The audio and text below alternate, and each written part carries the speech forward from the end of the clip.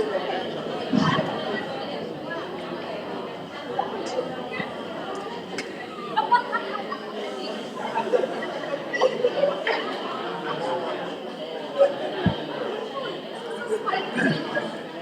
then, Bismillah ar-Rahman ar-Rahim, Alhamdulillah, Alhamdulillah Rabbil Alameen. الحمد لله حمدا كثيرا طيبا مباركا فيه اللهم صل على محمد وعلى آله وصحبه أجمعين اللهم لا سهل إلا ما جعلته سهلا وأنت تجعل الحزن إذا شئت سهلا اللهم أعنا على ذكرك وشكرك وحسن عبادتك يا رب العالمين. Assalamu alaikum wa rahmatullahi wa barakatuh. Right, so then folks, Jazakumullah khair. One thing that I really I felt, subhanAllah, I mean, you know, you take everything for granted, and so it completely slipped my mind.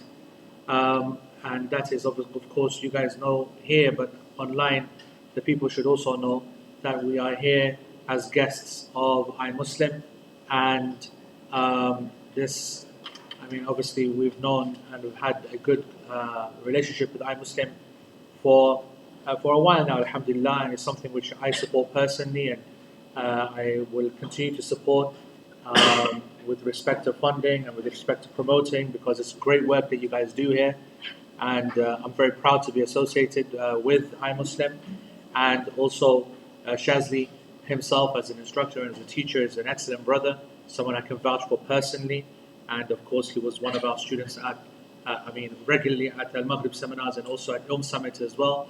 He's not from the basic people, mashallah, he's well qualified, and I ask Allah subhanahu wa ta'ala to continue to give him tawfiq, and to all of the iMuslim team and the instructors team and the student body as well, and that Allah subhanahu wa ta'ala blesses this building, and Allah subhanahu wa ta'ala brings some lucky guy, fortunate guy, to come in and put some good money into this institution, so that he or she, you never know, can take the benefit of all these people studying. And I was speaking to Shazli earlier on that, you know, subhanAllah, it is essential for all aspects. I mean, you're looking at a Muslim country which is a practicing Muslim country, as opposed to like a Kazakhstan or in Egypt, right? Okay, right?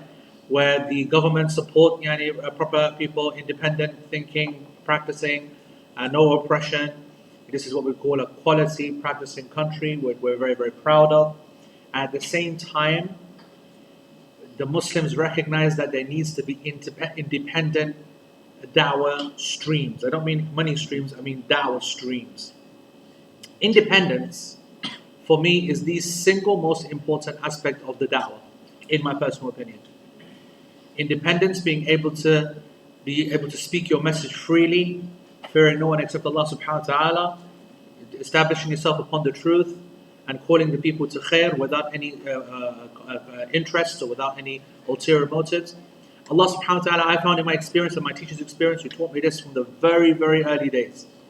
Very early days. I'm saying back then, when we started studying, we were studying at a time where the da'wah was starting to kick off, and people were willing to put money in. Lots of money. And paying for people to go abroad and study, and paying for people to do this and that. And I remember at that beginning time, I told my teacher that this is going to make things so much easier for me and my family, take accommodation abroad, take a stipend, a scholarship basically, and so on. And my sheikh told me not to do it. He said that work harder, sacrifice your time, live less, whatever, quality, whatever, but maintain your independence. Maintain your independence. And I look at him, and that's exactly what he did. Those who are watching online will, of course, and those in Manchester specifically will know very much I'm talking about Sheikh Ihlan. I'm very much talking about his own approach. And of course, when he came to the UK, he started off very, very early at the Markaz Bukhari, which is our small Muslim center. But as I was telling Shazli, ours is about as big as half of the size of the office. This is like about 100 times bigger. But it's a place which Allah has put barakah in. It's a place that we can call our own. It's free from any affiliation. That doesn't mean we don't work with everyone, of course. Yeah? And there's a big difference between having unity and working with people, and being able to have something of your own and not have to beg and change your message and your tone because of the need for others. And so Allah subhanahu wa ta'ala, in this incredible way, we have no donors or anything like that. Just again, just like I Muslim people, the standard people, just putting a little bit in every single month is keeping the da'wah going. So much khair has come from that center, is unbelievable. Honestly, this place is above a shop. And it's on a stretch of road which is all nightclubs, cafes, bars, this, that. It's like about 15 of them, all. And then upstairs, when you go above one takeaway, there's us and our library and our musalla, and we do our things there and everything. Because Allah subhanahu wa ta'ala puts the barakah wherever He wishes, and He supports it. So I'm a big fan of independent kind of movements, and those which are independent movements, yani strictly proud of who they are, but at the same time, of course, being very broad vision, and being very kind of easygoing and working with everyone, making sure that the general good is achieved. And the reason why I like this is because that wouldn't be the obvious thing that you think of in a Muslim country where there's official da'wah, where there's official ulama, councils, and you'd think it's all dealt with. But the irony, of course, and as a senior Al-Maghrib instructor and part of the Shura, when we're always thinking about what happens next, you may be thinking that it's all about going into the West and finding more cities in the West. Actually, I want to say to you that in the East, in the Muslim side of the world, okay, the Middle East, Asia, Far East Asia, and so on, the need is as much the same. I won't say if not more, because that's an insult, but the same, definitely. Because people live in an Islamic environment, they become so complacent. And they move into this very kind of automatic, they're just on autopilot. And I take you back to the very first lesson, which you'll find on the forums. The very first lesson that we used to inspire us to start this class was that, you know what it is? We need something every week, at least from a study point of view, to kick us out of our autopilot. Okay? And when you're thinking, and those who attended Protect This House, you will remember my big issues on certain aspects of life, especially schooling. That when you send your child to a school that puts you on autopilot, you know that you've made the worst decision ever. And that's why Islamic schools are not my immediate choice for children, because unfortunately, whilst we have so many benefits, what happens is that we start to wholesale outsource the da'wah, wholesale outsource the tarbiyah process. We start to then do things that we enjoy more, we start to relax more, and we think, they'll cover it in school, their teachers teaching them that, you know what I'm saying? And what we're missing out on then is the ability to make sure that we're spotting problems when they're developing. And no Islamic school is free of any problems. People who think that nothing happens in Islamic school, they're very, they're sadly misguided. All of the ills of society that we talk about with respect to Western or kind of, more kind of questionable morality and ethics and that kind of approach to life and schooling. If you think the problems are only there, we have problems which are just the same, maybe even worse, and also more shocking because we don't expect it from our side. And it's very, very important that the key tools to success don't change from neither religion, neither culture, neither time. It's always the same solution. And that is parental involvement with their children, making sure that you are part of their lives and you are bringing them up on a personal basis. You cannot outsource the bringing up of a child. And we're living in a time where, of course, going back to what we mentioned in the previous session, where we have a society which is now pushing women out further and further. This is not just some kind of informal side thing. This is very well planned. It's in order to increase productivity. It's in order to change the role of women. And also it has to be supported by societal structure change. So that's why you have tax breaks increasing for home health, for example. Child minding services in the UK and the West. Any money that you spend on child minding, for example, is taxed. You can tax deductible as a basis just when it comes to taxation, or in other ways. Financially, it's actually quite fine for you to make that decision, and you'll benefit, which is ridiculous. It's almost like they want the parents out and they want other people in, which of course they don't, because they're recognizing now just how expensive this is costing them through the broken households, through the cost of social care now, and having to deal with all the societal problems and create new orders, anti-society break, whatever ASBO stands for, I've forgotten now, antisocial blocking order or banning order or something, and just the general breakdown of society, the cost of dealing with that is huge. And I want to say to you that maybe it hasn't become so developed in the Muslim lands, but it will. It will. Societal problems affect everyone. Crime is everywhere, and families do fall apart. And so it is really important that even in Muslim countries where everything is nice and you hear the adhan and everyone's wearing hijab and beards, and you know that you don't secularize your religion and start to take your foot off the gas. It's very important that you keep yourself motivated, and independent movements do that. Dawah does that. Classes do that, and it's important that you maintain your integrity, in doing that. So, Jazakallah khair to I Muslim, to Shazli, to Al Maghrib, Qiblat Ihsan for putting this together as well. All the volunteers, you guys, are close to me. I don't need to keep repeating that, but it just, it needs to be said. This session then, inshallah, the text is page. We kind of finished, didn't we? No, we didn't finish. I just want to mention one more thing. So the page 2 of the text, it says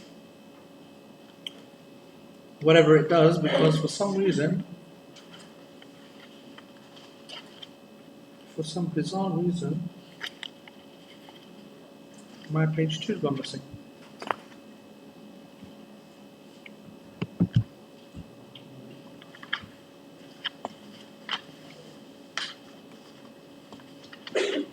Yep, it's definitely gone missing. Hold on, sorry, here it is, page 1. Page 2. Yeah, so page 2, Imam al-Hijawi alayhi rahmatullah, he says in Zad al-Mustaqni', during minor ritual impurity, one can wipe over, number 1, leather socks, thick socks, and anything similar to them. Number 2, a man's turban, which loops under the neck or possessing tails. And number 3, female headscarves, which wrap around the neck. Okay, we're just going to finish off that wrap around the neck statement. So we talked about the scarves, we talked about what they are. We basically concluded that it is permissible for a woman to wipe over her headscarf, and that's fine. But in principle, the evidences have not come in her matter, in her favor, to establish it specifically. So in the absence of a clear nos, there's a difference, you see, when you're making an evidence. When we say, but there's a nos, when we say that, that's like saying, but there's a hadith, but there's an ayah, meaning there's a divine text. That's a certain strength. When we say, hey, but there's qiyas, it's not the same, you know what I'm saying? Alright? I'm saying to that person, oh, but it's established via analogy. Think of it like this and then compare it like, that's not the same strength. And that's why, of course, when it comes to the evidences in Quran and Sunnah, it's Quran first, it's Sunnah second, and then third is ijma', consensus of the companions, and then fourth, according to some, is qiyas. It's a tool right down the list. It's not like a primary evidence, you know what I'm saying? So when it comes to the actual wiping over of the khimar for the woman, it's not clearly, authentically well established. And for that reason alone, we generally hold off unless there's a reason. And if there's a need, especially if you're outside, that's a good enough need. You need to do something quick, and then that's a good enough need, right? People were talking, we mentioned earlier on, what are you thinking taking off your hijab? What about your washing your hands? Well, maybe my response to that, if someone said to me that, so why are you allowing them to wipe over their heads? They have to uncover their arms anyway. You're going to allow them to wipe over their arms? Like that, yeah? So the answer is no, we're not. They have to wash their arms. But maybe they go into the bathroom, and because being in the corporate world and working world, they've only got 5 minutes, for example, to do the wudu and the salah, right? Well, wiping over the hijab is going to save at least 30 seconds right there. And 30 seconds, if you've done fiqh salah with me, yeah, and you got the AE emergency prayer, 30 seconds is 2 rak'ah, you know what I'm saying? Huh?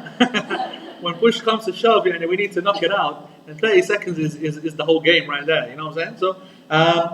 So no, we allow it if there's a need, inshallah, if there's a need, it can happen. We just wanted to talk about then the Hanbali position. They put the condition on the women's scarf like they put the condition on the male scarf, the male turban. What are those 2 conditions? Needs to be under the neck and have some kind of tail, i.e. it needs to really resemble the ones that they used to have back in the day, and it needs to really have some difficulty in removing it. So likewise, the Hanbalis are not going to allow the women to get away with that either. They're also saying, well, she can wipe over the headscarf as long as it is مدارة تحت حلوقهن. It is clearly wrapped around the neck in a way which is going to need some kind of taking off, and got some kind of mashaqqa, got some kind of difficulty, and Shaykh al-Uthaymeen, he doesn't actually comment on this statement itself. He just accepts it as it is, and there's a reason for that. What's the reason for that? The reason is simple, because a khimar wouldn't be a khimar unless it was covering underneath the chin. Do you understand what I'm saying? Then it's, I don't know. Then I don't even know what it is. I'm just trying to think. I mean, I'm not by any means am I an expert on women's dress, but is it possible to have something which is covering the lower part but not touch the head? Imagine, I'm just thinking out loud. You got your hijab. Now take your hijab and bring it down so that this part doesn't change, this part doesn't change, this part doesn't change, this part doesn't change, and it's kind of here somewhere. And then you've got like a dupatta. What do they call dupatta here? What do they call dupatta? You know, shawl, yeah, right? Now imagine you got your dupatta and you get that and you put on your head, right? And you get it and you tie it like that. So what do we have now? You have like a bandana on top, correct? You got like a bandana thing going down at the top, yeah? And it's got, it's like a bandana flex there, and then it's got some kind of next kind of behavior going on down there. But from the front, it's done the job, right? I think. So what I mean is, via all that kind of mental behavior, you've created something which actually, if you look at it, this is covered, that's covered, this is covered, everything's covered. But obviously, if you look closer, then there's something else happening. There's like 2-3 things going down. So my question is this, right?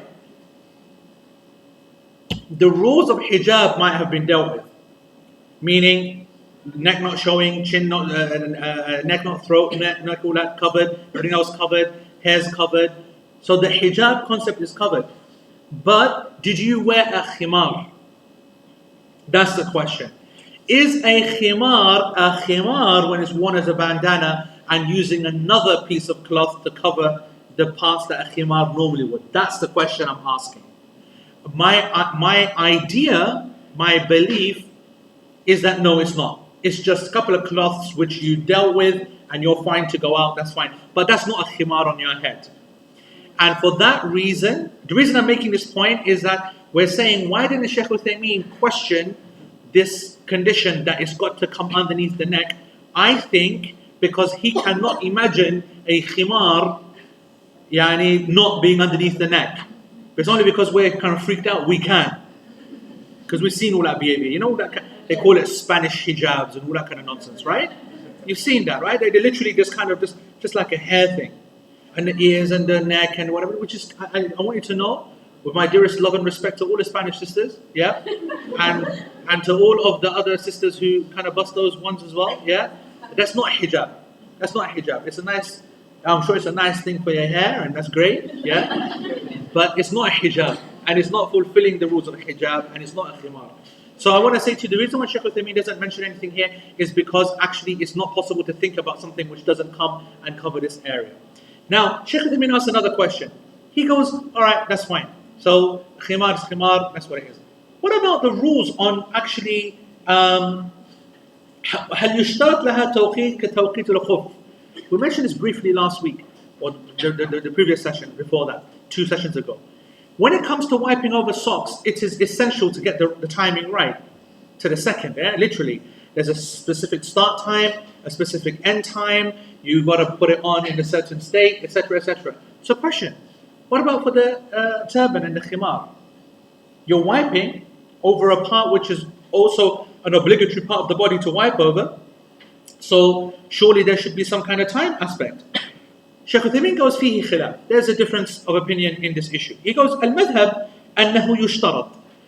The Hanbali madhab actually does make it a condition that one does have to put it on after purification, after making wudu, like you would the sock. Yeah, you can't just, for example, wake up out of bed. I'm just giving you an example. You wake up and you say, oh, I can't bother to wash my feet. Put socks on. Yeah, right, and then just go in to make wudu. Make wudu and then wipe over the socks. Yeah, please tell me you know that much, Yani. Right? Yeah. So you know that we have to go and make wudu first and then put the socks on afterwards. So likewise, they're saying that not only when you're wiping over the turban or the khimar, the two conditions that exist for the wiping of the socks also exist. Meaning that you have to have purification beforehand. And two, that the length of time you wipe over it is the same as 24 hours if you're at home, 72 hours if you're a traveler. Does that make sense? And this is the position of this is the official position of the Hanbali madhab. Other ulama said that no, this is not a condition because it is not established from the Prophet ﷺ that he gave it a time. Right? He talked about wiping over the khufs and he gave us a time limit. He told us to wipe over the ama'im and the khimar, and he didn't mention a time limit. So the two things are different. One has been given a time limit and the other one hasn't been given a time limit as well. And also, second reason why the ulama said it's not a condition is they said that the limb itself is akhaf than the limb down there. The limb that we are dealing with when we wipe over our socks is the foot and the washing of the foot. And its rules are pretty strict. Whereas the rule for wiping is what? Is dealing with a limb that at best needs to be wiped. And even in its wiping, we mentioned in the previous session, has a number of concessions almost, right? And so therefore it is less prioritized and less serious, is the word I'm looking for, less serious to clean, to do tahara to, than the feet themselves. And so therefore the issue is more easy when it comes to issues of time and limits and so on.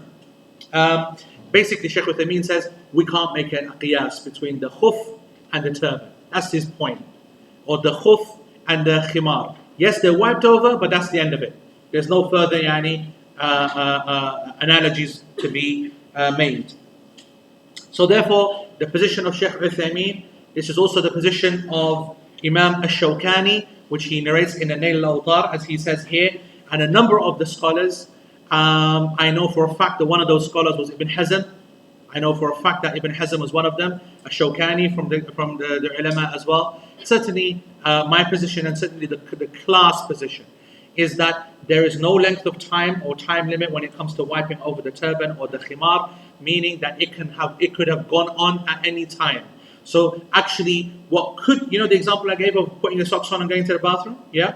So that can't happen. But what could happen is you waking up and you going for your hijab, for whatever reason, putting your hijab on, and then going to the water or going out or whatever, and making wudu and actually wiping over the khimar. That would be acceptable. That's the whole point that we're trying to make. It doesn't come under the same principle of the khuf.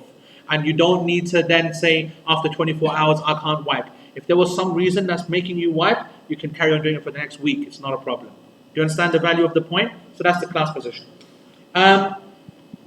في حدث أصغر. We mentioned last week that in the translation, or two sessions ago, we mentioned that in the translation that the Arabic has, we put the English the other way around to the Arabic, because in the Arabic, okay, في حدث أصغر is the last statement on the sentence. But when we translated it into English, we mention it as the first thing because that's how it reads better in English.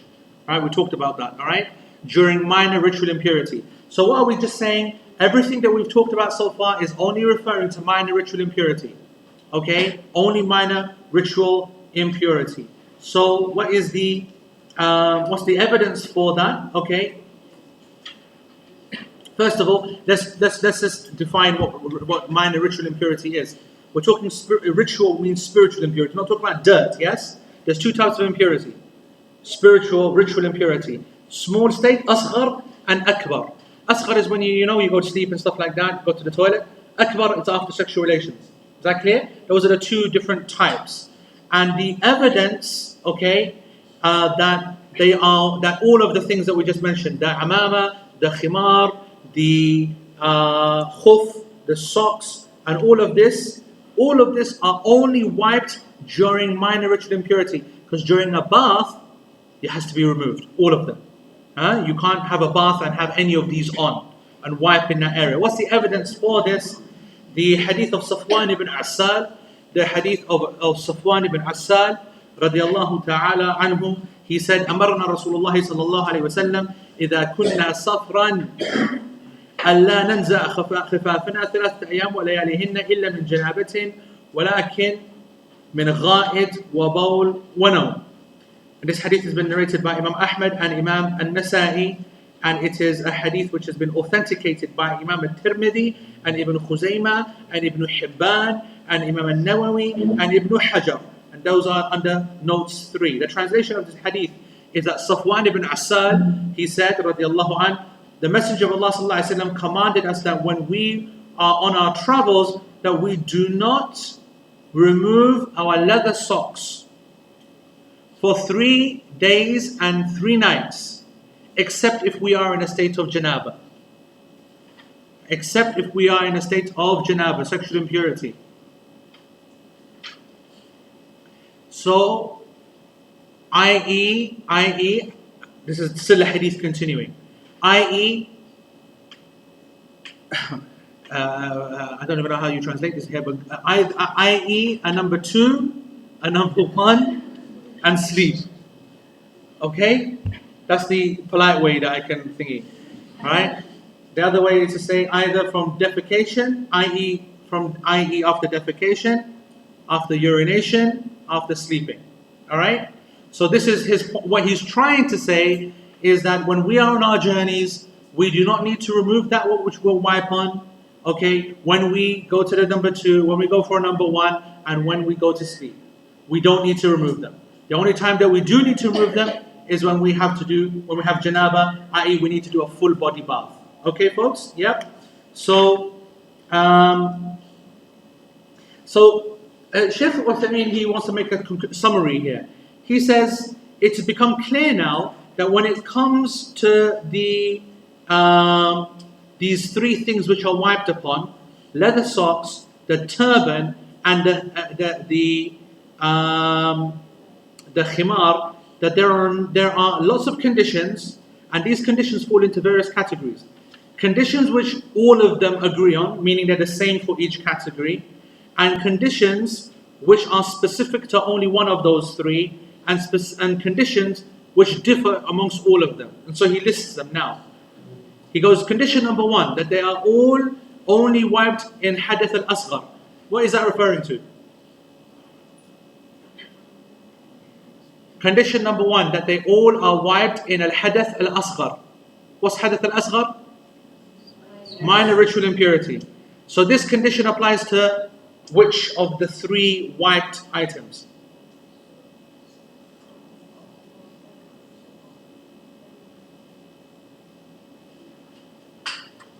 Question is not clear? The question again, okay, what we said is that when we look at turbans, khimar, and the socks, they all have various conditions for the validity of wiping over them. These conditions either fall into 3 categories.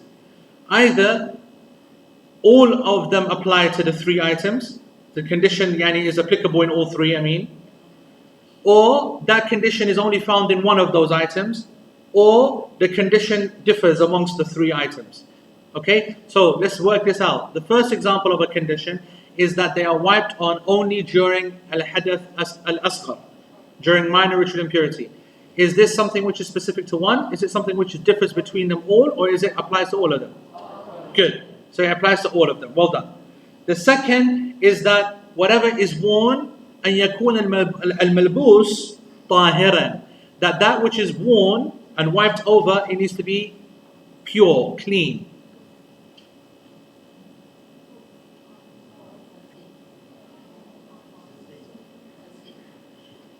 Same meaning, all of them? We agree? What about this khuf? This khuf, how can the khuf be clean? Your people are walking around in that khuf, no? Khuf is going to be dirty, no? Walking around in the sand outside and in the streets. See, the boys got there before the girls, you see? Well done. It is talking about tahir. It's not talking about nadif. We're not talking about mud is dirt from a dirt point of view, but mud is the most purest thing there is on the planet, man, after water. Right? Allah subhanahu wa ta'ala says use this sa'id tayyib, use this pure earth, right? So mud is dirty, but it's not impure, and that's why we said tahir, yes? So tahir means purity. So when the opposite of impurity is not dirty. The opposite of purity is not dirty. The opposite of purity is impurity, i.e. pigskin, and that which has najasa on it, that which has urine on it or something like that. That's what we're talking about. But being dirty because it's got sweat on it, grease marks on it, because it's got dirt on it.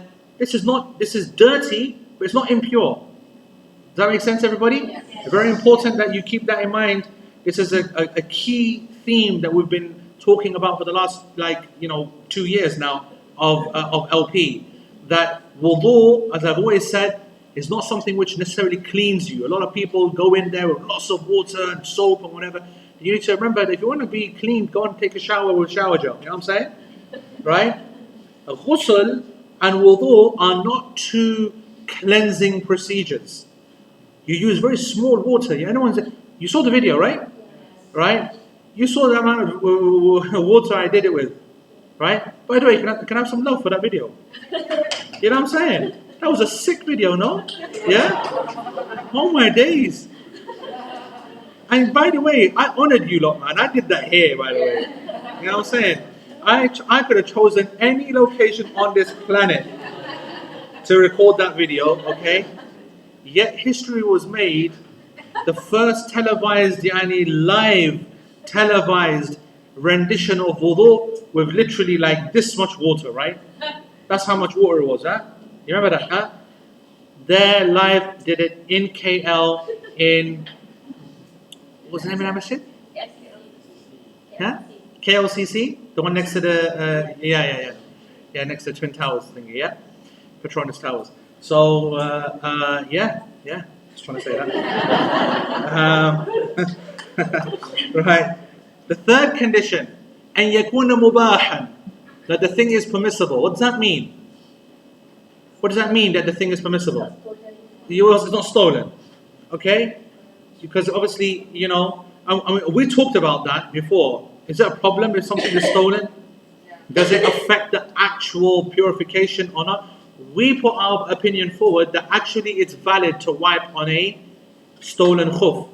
It's a bit flipping low doing that, yeah? You're not much of a man or woman, nicking someone's khuf and then wiping on it, yeah?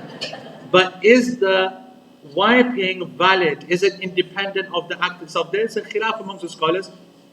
I think it's permissible without wanting to say that too much, in case people get ideas, you know what I'm saying? So, but this condition, assuming that it's not right, okay, which is the majority position, is this for all or one or many or what? It's a condition for all of them. Very good. Okay, the fourth condition, أن يكون لبسها على الطهارة, that it's worn whilst in a state of purification. That is worn whilst in a state of purification.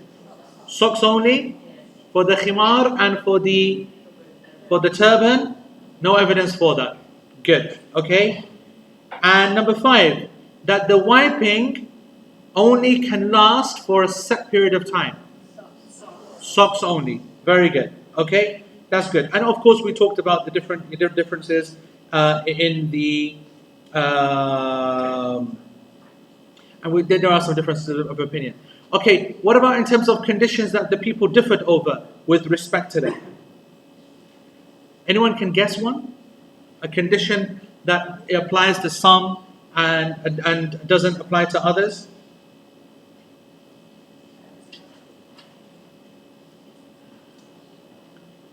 And I'm not talking from a taught position, I'm talking from just a school position, Hanbali official madhab position.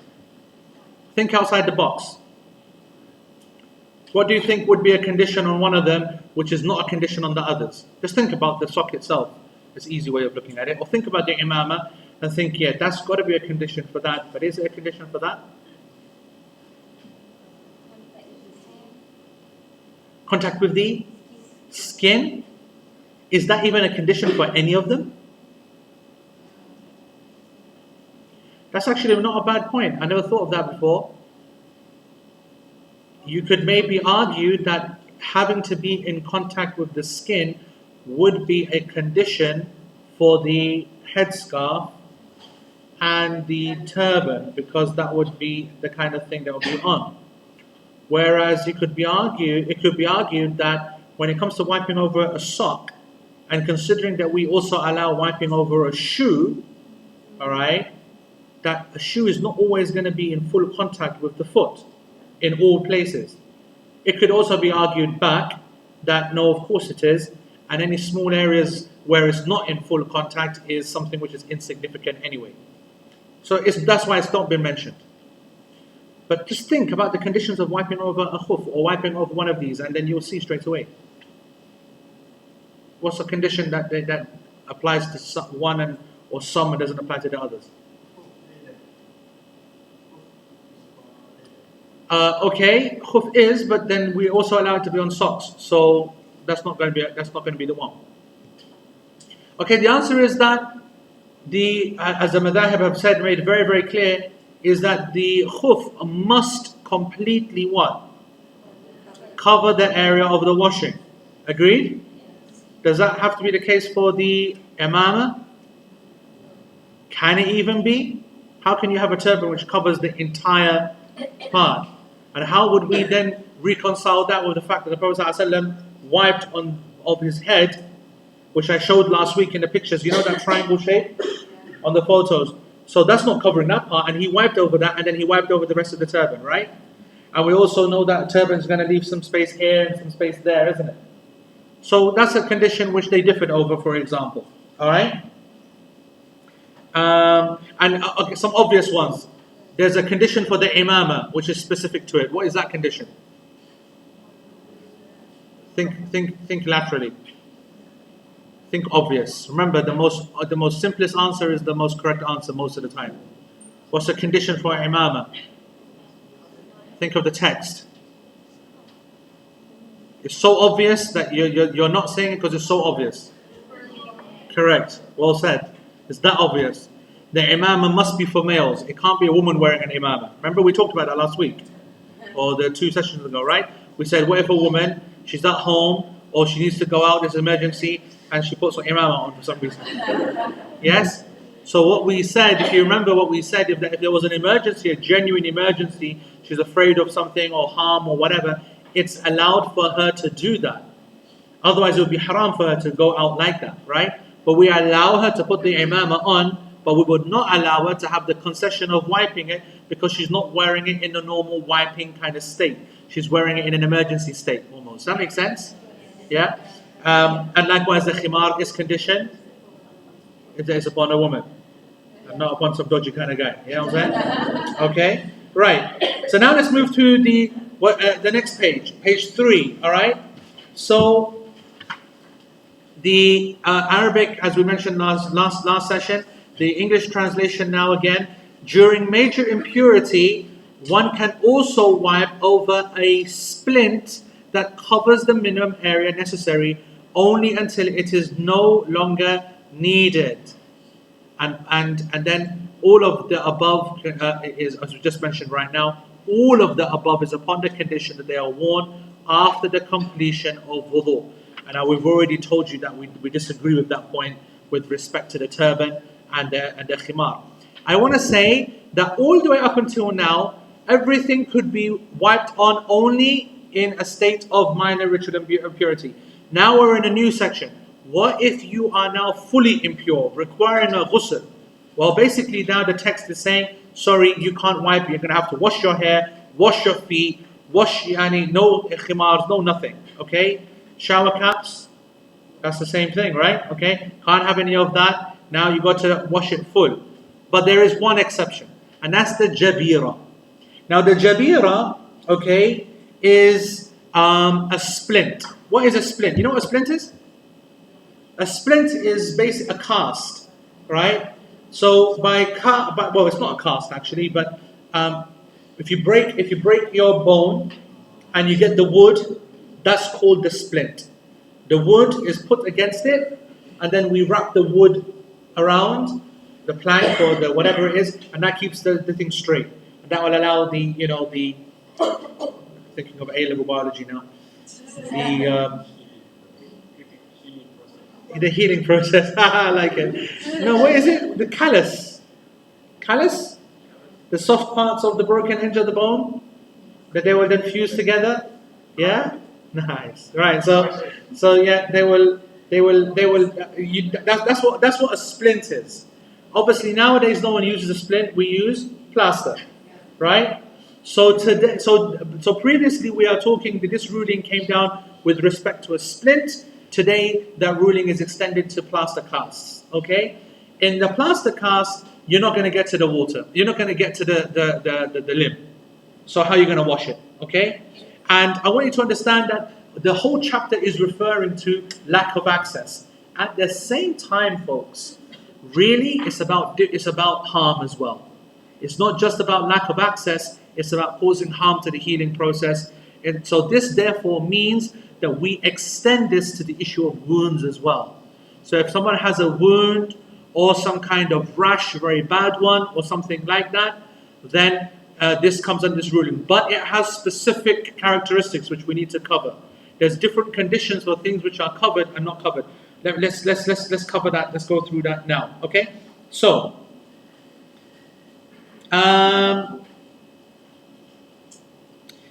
it is permissible to wipe over the splint or the plaster as long as you do not go over the specific area. Is that clear?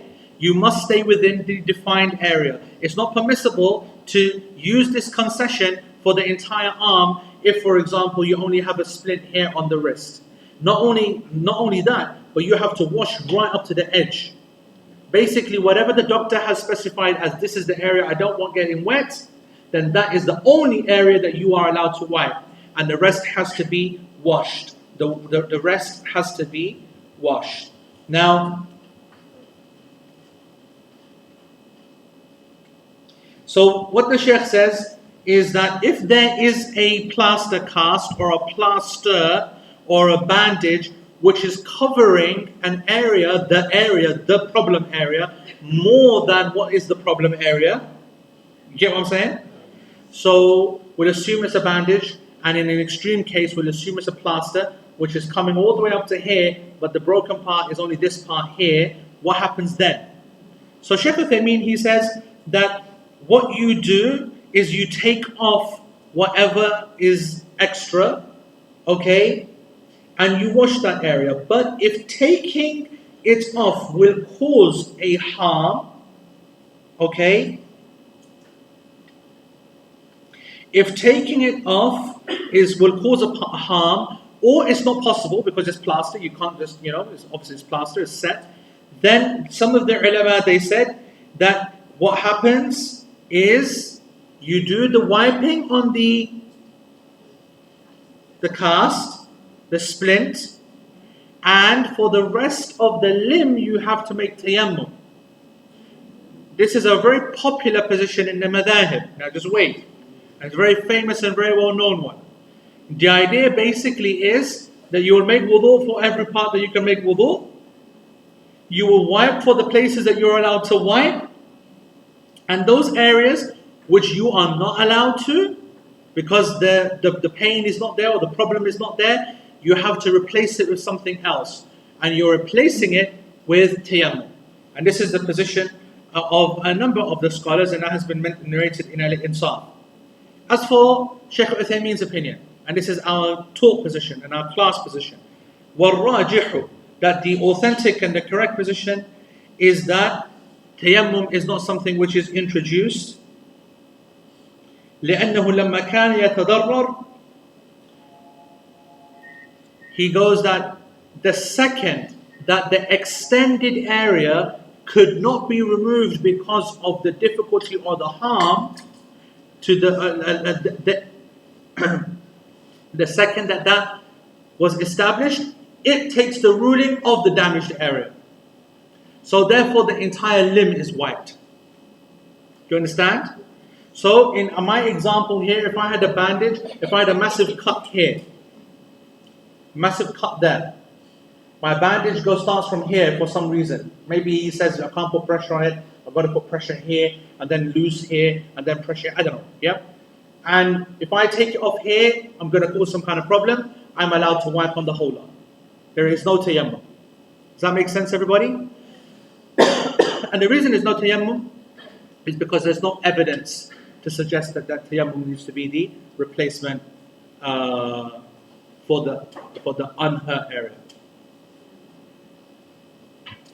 Someone give me some more water.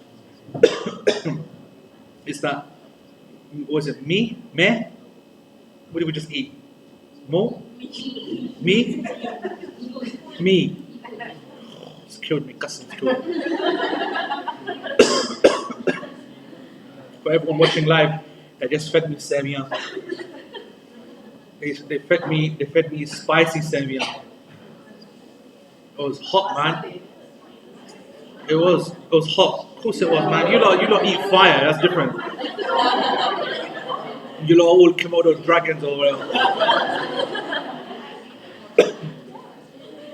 When I saw that, vermicelli, I think they call it. Vermicelli, or is it vermicelli? Okay, I don't know. Your sir and your church, that's something else. But vermicelli, to be honest, is only ever served sweet. That was sweet. It was about as sweet as durian, that's what it was. Seriously, it was way too spicy and it just completely destroyed my throat and everything. It was okay, alhamdulillah. Right. So basically, in tayammum, we don't have a tayammum for the extra area. All right, we will wipe over the entire area. So, so let's just summarize that point. We have an arm. We have a problem with this arm. We have the whole arm has been hurt in some kind of manner. Okay, let's just assume they're at the wrist to make it easier. If the arm has been hurt at the wrist, it's bandaged exactly in that area. We will wash this hand. This hand's going to get wet anyway because it's washing whatever. And we'll wash this hand and then we won't touch that. We'll just wipe over that with the left hand and we'll wash the rest. Okay? And what else can we do, which is really useful, that we learn? We can dry this immediately. Remember that? We covered this in a lesson, obviously, quite a few months back. But just as a question, according to Malay culture, I'm guessing that you would never ever dry anything in the middle of wudu, right? You wouldn't, would you? Would you not do it thinking that it would invalidate it? Meaning that you think that if it had to happen, then fair enough, but we just don't do it. Fair enough. Yeah, so what we're saying is that it's allowed. Once you've washed it, you can dry it. And I say that because if you then lift your hand up and the water starts to go down, it's pretty pointless, isn't it? So you might not do that. You might, I don't know, you might just keep your arm like that or something, yeah? Waiting until the end. I'm saying don't do that. Just dry your hand, khalas, yeah? You've done your washing, khalas. So that's the first scenario. The second scenario is that the entire arm has been covered by a bandage, but it's only this part which is hurt. But the reason that bandage is there because the doctor wants it. That's scenario 2. Here, we will wipe over the whole thing. Third scenario is that this part is still hurt and the entire bandage is all over because your mum did it, yeah? And you know when your mum does it, she just goes... It's such a nice shape to go in and out. You see? And you go all the way up there, and then you come back around just to go up there again. You'd have thought you'd give them an opportunity to move, but no, like this. Walking around like that. So, we have a scenario where someone just got a bit carried away.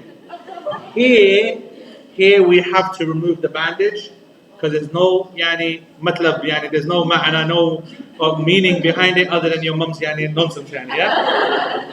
Alright. The fourth scenario, here's one I've just thought of outside, top of my head.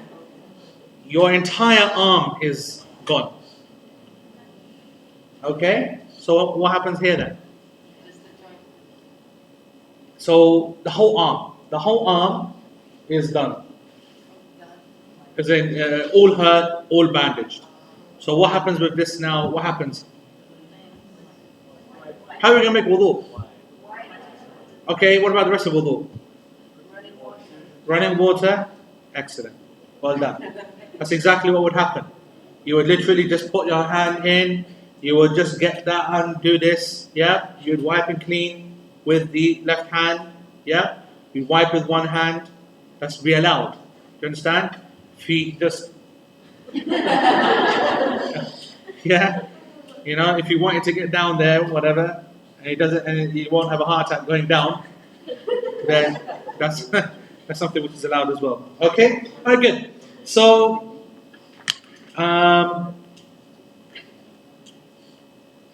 next point then. وَلَوْ فِي أَكْبَرٍ. Alright?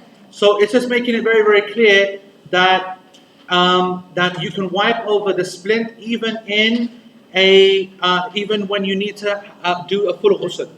Now that's a shock, isn't it? Okay? Is this a shock just to you, or was this a shock to other people as well? Is it a shock to you?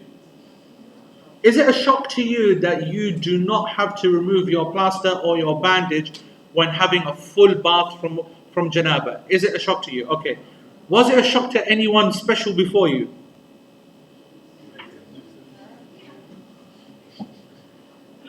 Obviously I'm trying to push you somewhere, yeah? I'm not really working at the moment. It's okay. We've got lots of time. The night is but young. Anyone?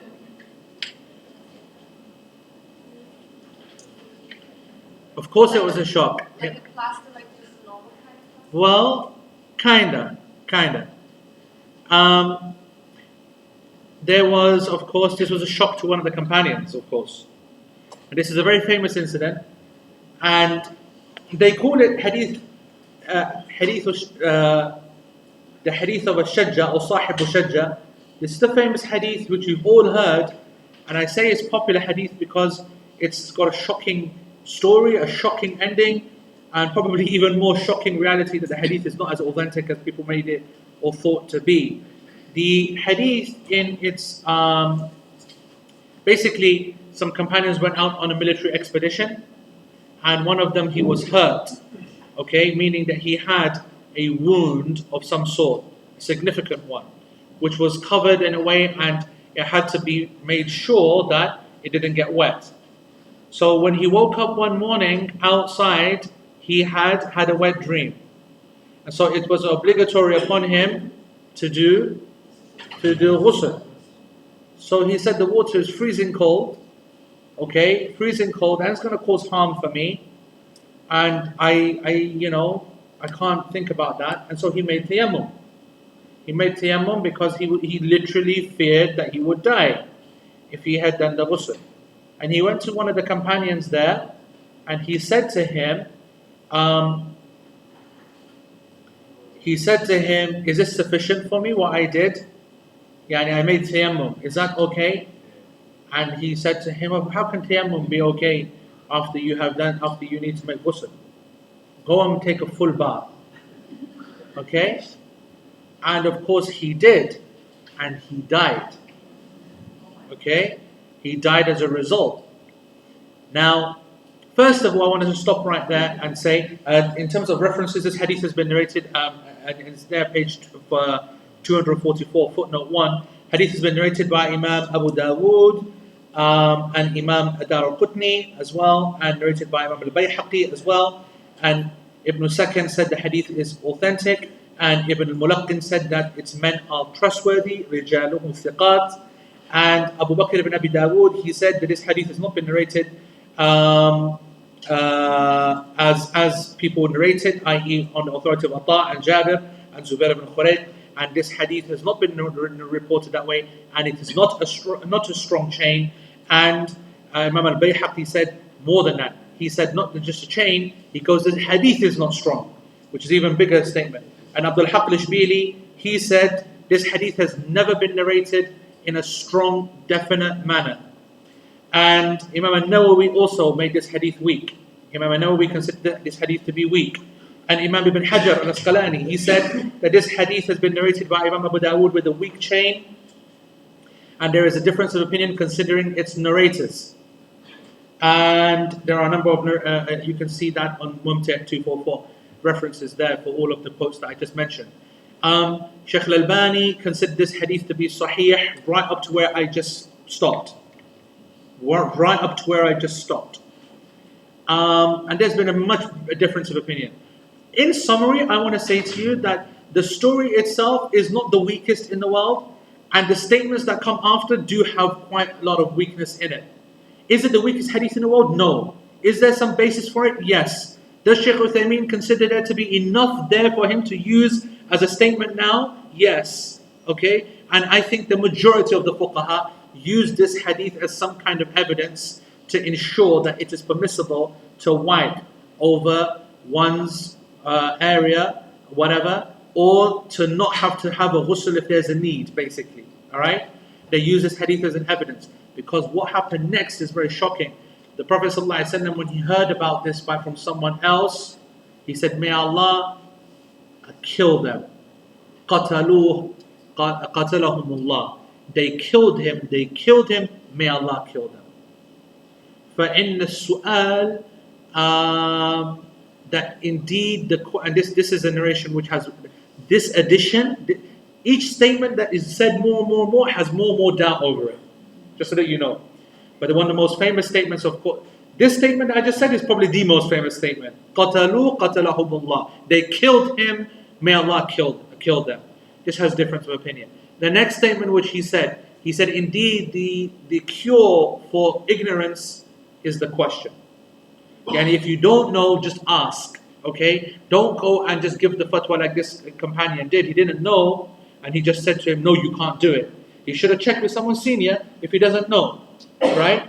And so, and anyway, and the version which inshallah has some space, Allah alam, even though this statement also they differed over its authenticity, is his statement, إِنَّمَا كَانَ يَكْفِيهِ أَن يَتَيَمَّمْ وَيَعْصِبْ عَلَى جُرْحِهِ خِرْقَةً ثُمَّ يَمْسَحْ عَلَيْهَا. That it was sufficient for him to make tayammum because of the cold water. And as for the area of the wound, he could just put a bandage around it and he could have wiped over that. That's also fine as well. These were the two options that were open for him. And so these were the two things that were given, as I said, as an option. And this companion didn't take it, and he died as a result. So this is, and this hadith, of course, is talking about a person who is in hadith al-akbar. He was in situ janaba. How long was our time situation? Anyone count or see or anything? This session has now gone on for how long? This particular session? No, I don't think so. Has it? Are you sure? Or you just messing with me? Okay. So what are we trying to prove? We're trying to prove that it is permissible to do what? To wipe over a splint or a plaster in janaba, right? In the hadith al-akbar. This is the first evidence. You happy with that? And I'll just quickly quote the rest of the evidences. The second evidence is that wiping over something like a splint is allowed because of the necessity. And a necessity, there is no differentiation between minor ritual impurity and major ritual impurity. If a necessity is there, it's there. It's used in all cases. That's the second evidence. It's a principle. Okay. The third principle is that any part which is obligatory to wash and which is covered, okay, for a reason, then it is permissible to wipe over it, such as the socks. So any part of the body which is obligatory to wash and it is covered for some reason, it is permissible to wipe over it, like the socks. The fourth reason why it's permissible to wipe over a plaster in Hadath al-Akbar as well is that wiping is actually an act of worship.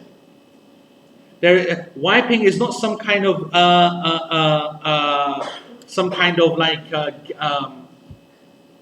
it's not like some kind of sellout, whatever. It's an act of worship. You either wash, and if you're not able to wash, then you wipe. And if you're not able to wipe, then you make tayammum. This is like a structured process. It is actually an act of worship that you get rewarded for with the right evidence.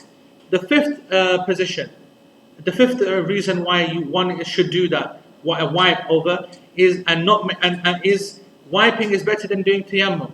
Tayammum is a process where the hands still get dirty, whereas wiping is still using water, and water is more purer than earth.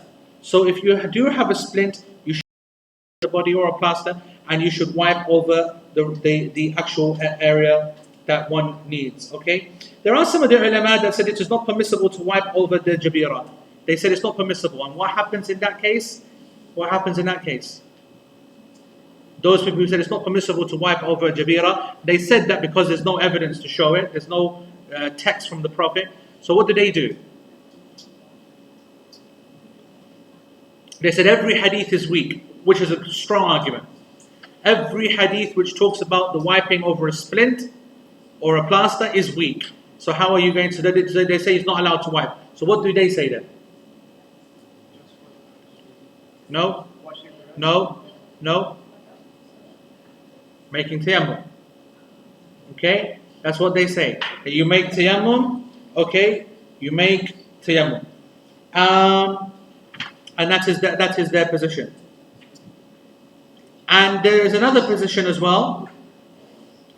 There is another position on all of, and this has all been collected by Ibn Hazm, and I have a feeling Ibn Hazm himself might have even held this position, that a person, he doesn't do tayammum and he doesn't even wipe it.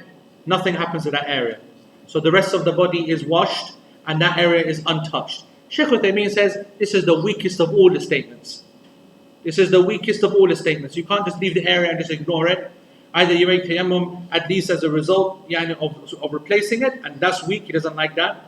Or you do what has come to us via hadith, even though they're a bit weak, and what has come to us via qiyas, and what we know for certainty that wiping is an act of worship, and that is that you wipe over the area. And that is the correct position, and it is the position of this class. And one final question, which is an interesting one, okay. Is it possible to actually combine between wiping and tayammum in a certain area? This idea that if you have a hand, okay, you wipe over this part, and here, because you can't reach it, or whatever reason, you make tayammum for this part. Yeah? Is that something which is permissible? Some of the ulama, they said, you must do it. You must do both of them out of ihtiyat, out of safety. Because we're not sure. So basically what's happened here is that we're not going to wash the entire arm, so we should really then do tayammum to cover the entire wudu, but we'll dedicate that to just this limb, and we'll wipe just over this part. But as Shaykh Uthaymeen, he says that no, it is that the correct position is that you do not combine between both of them. Okay? You do not combine between both of them, because those people who said that it's obligatory to make tayammum, they don't say it's obligatory to wipe. And those who said that it is obligatory to wipe, they said it's not obligatory to make tayammum. So why aren't the two being combined in the same limb, when basically one is obligatory and one is not, and one is obligatory and one is not? It makes no sense to combine between the two. So, inshallah, and I guess this is the other thing that I wanted to just mention, and this is what we'll close on, a wound is either going to be covered or open. What we've been talking about so far has been covered. So what about if it's open? If a wound is open, فَإِنْ كَانَ مَكْشُوفًا فَالْوَاجِبُ if it is uncovered, it is obligatory to wash that. Okay? Wash that wound. Is that clear? Now, we know that you're not allowed to wash a wound in certain cases because that's going to mess it up. So what happens now? Wash around the area. So if you wash around the area, what are you doing?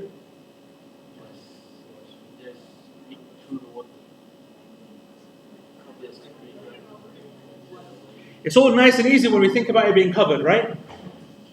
What has been our conclusion? Our conclusion is that you wipe over it, wash any other area. If the whole area is covered, then we wipe over the entire area. So everyone's happy with that, yes?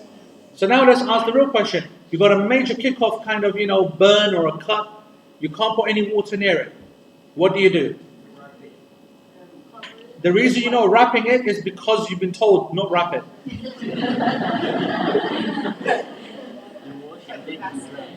So look, you're not allowed to wrap it because the doctor said. You're not allowed to wash it because the doctor said. So what we heard there was to wash all around it, yeah?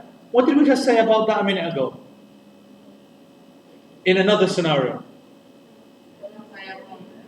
Now, what did we say about this concept of washing around something? What we just said is that this is the weakest of all the statements, right? Because it's just ignoring it. You're ignoring the area. You're just imagining it doesn't exist. You're looking at it and just saying it's there, right? When you're washing around it, right? So what should we do? Tayammum, correct. Here is where tayammum is now legislated. So for here, we will make tayammum because we can't allow the water to touch it. So what will happen here? You will wash.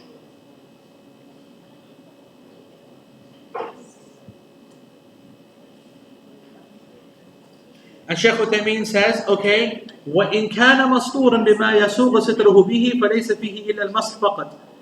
Okay, and فَإِنْ أَضَرُّهُ الْمَسْحُ مَعَ كَوْنِهِ مَسْطُورًا okay.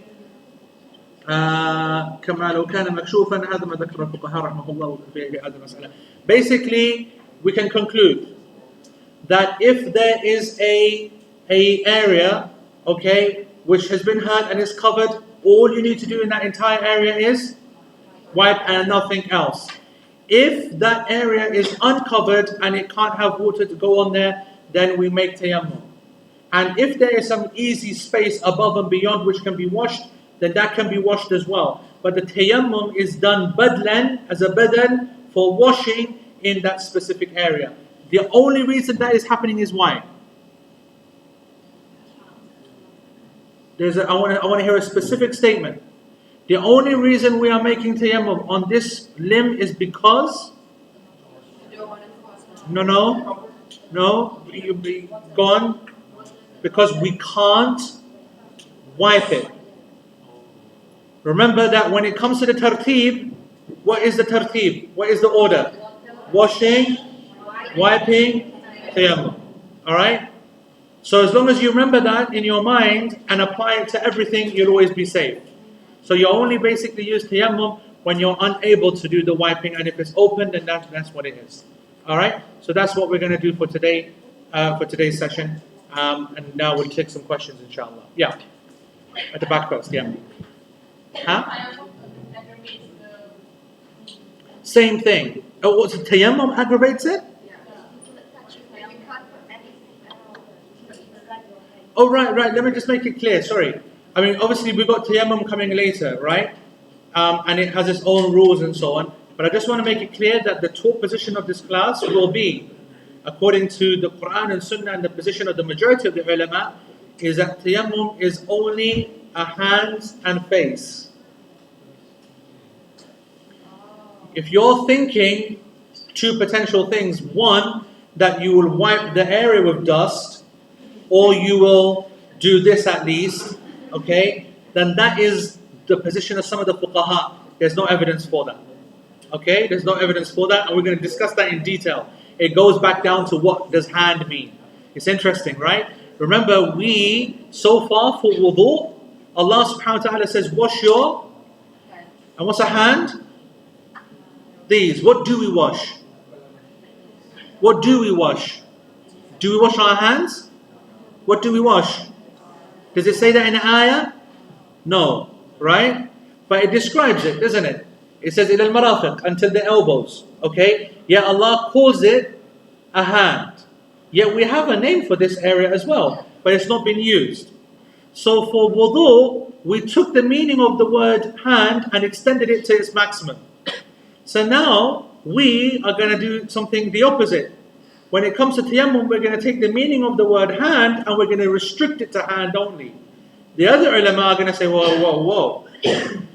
You extended it all the way to the arms when it suited you for wudu.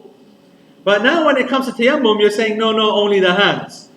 So there's going to be an argument and we're going to have to debate that. Do you understand? So that's what's going to happen when we come to chapter tayammum in about 6 years' time. Right? Okay? So that's that. But I'm saying that when we make tayammum, it is strike the floor once, strike once, and it's obligatory meaning, okay? This and that, and khalas. That's tayammum. So first of all, that's done. Secondly, there is no process of tayammum which involves wiping any area with dirt.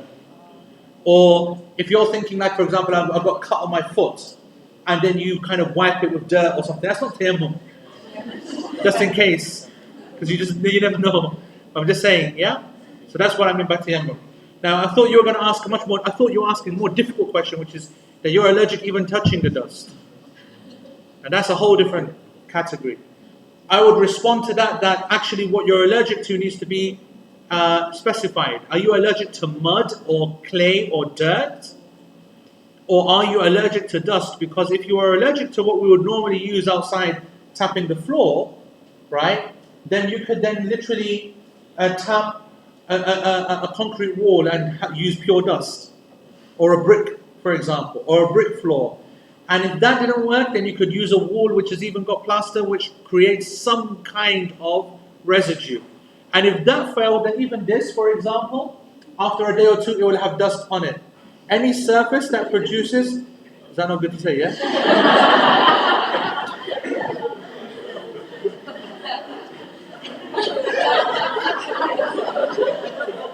Let's wait. Let's think about this. There's two states that this can be in. Up or folded. Sah? Because you're laughing at me, so I need to stop and think now. Alright? So, if I was insulting, if this is up for a long time, that's when it has dust on it, yes? And I said this will have dust, which means that that's something bad I said against the poster, which would mean that it has been up for a long time. The question that needs to be asked is that what is wrong with it being up for a long time? It should be the exact opposite. If this was clean, it means it's packed in its thing and not being used.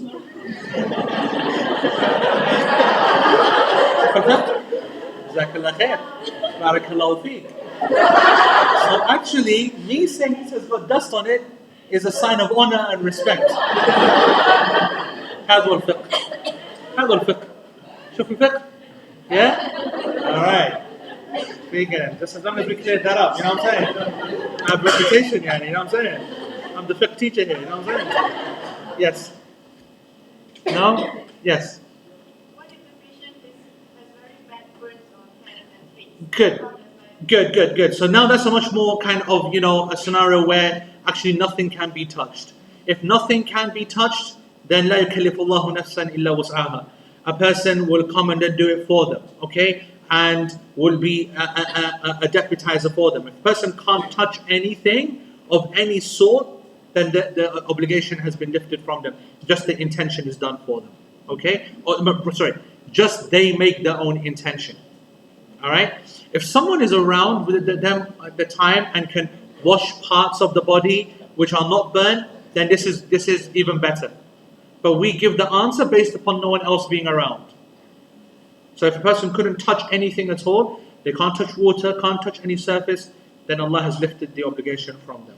But if another person was there and said, I will wash these areas that can be washed, then this is a sadaqah from that person. Yeah. Yeah. Does it invalidate the wudu if the wudu is taken on imamah or the imam? Why must we take it off, let's say? All right. So the question is that is the wudu invalidated if we take off the turban or the headscarf at any time? The answer to that is, the reason the question is an interesting one is because, I'll show you why it's interesting. First of all, no. And the reason it's easy for us to know that is because we've got no evidence to, number one. And number two, this is the exact reason why we said there's no condition to put it on when there is purity or anything like that. Okay? But more fundamentally, the reason you ask this question is because there is a common question asked about the khuf. If we take the khuf off or the sock off, does it break the wudu? And we covered that a couple of weeks ago, and the answer is that no. It has no impact upon the breaking of wudu. The only thing that happens when you take off your sock or whatever is that you've just lost the ability to wipe on it if you put it back on again. So if you took it off and then suddenly put it back on again, you can't wipe on it. You have to wash your feet first and then put it back on again. But does it break wudu? No. And this is the position of the majority of the ulama. Alright? Okay, so we call that a session inshallah, and we will and then just preparing for the next one.